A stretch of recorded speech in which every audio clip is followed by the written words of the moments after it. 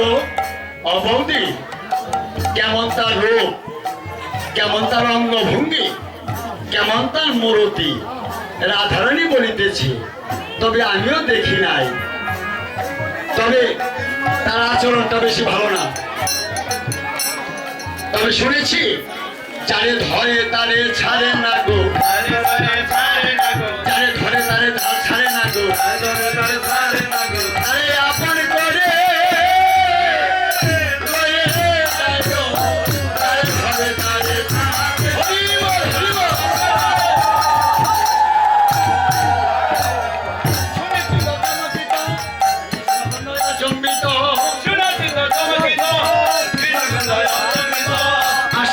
ছিল না শিকা,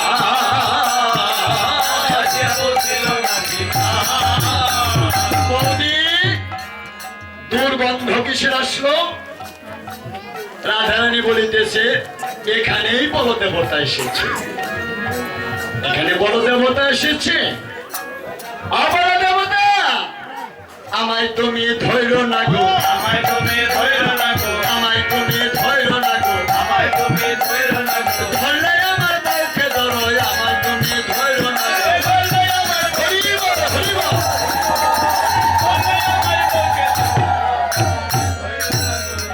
এ বলো দেবতা আমায় ধরো না। বৌদি, বৌদি আমায় রক্ষা করো, বৌদি আমায় রক্ষা করো, বৌদি আমায় রক্ষা করো, বৌদি আমায় রক্ষা করো, নইলে প্রাণের বাঁচে না গো, বৌদি আমায় রক্ষা করো।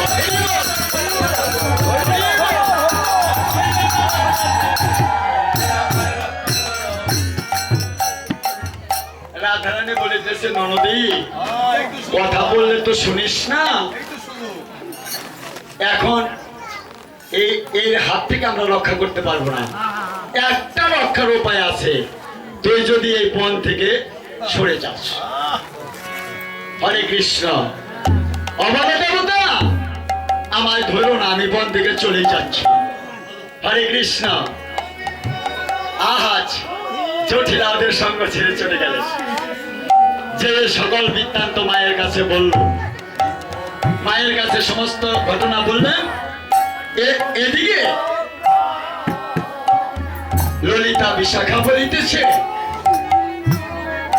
রাধে এত বড় বিপদের হাত থেকে রক্ষা করলো কে? গোবিন্দ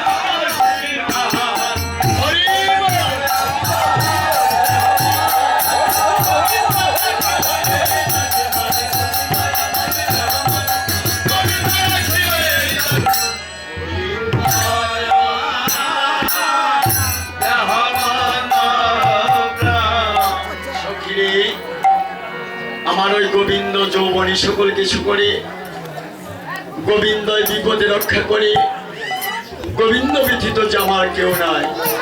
তাই আমি জন্মের মতো বিকায়ে যাই গো, জন্মের মতো বিকায়ে যাই গো, জন্মের মতো বিকায়ে যাই গো, গোবিন্দ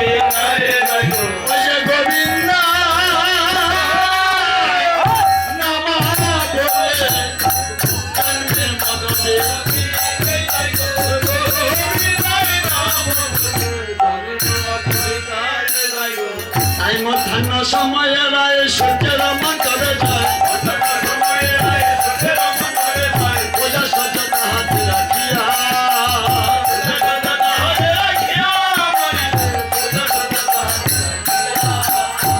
তোকে দোহা দর্শনে নানা ভাবে ভূষণে ভূষিত হয়ে এলো স্বামীরে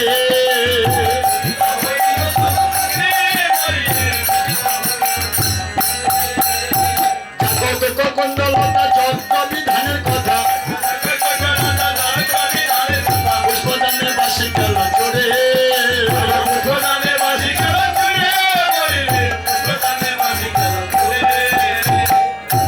এখানে একটা মধ্যাহ্ন লীলা হয়ে যায় এমন সময়